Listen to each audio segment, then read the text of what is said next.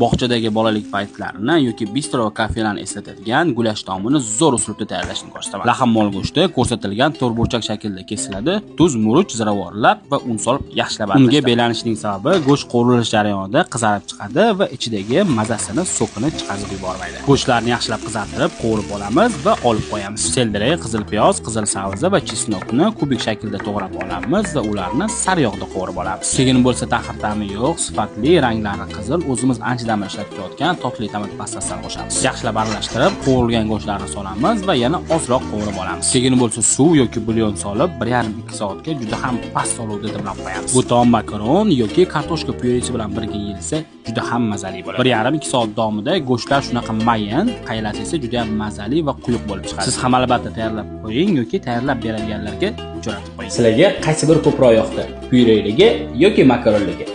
Juda ham oddiy, lekin mazali.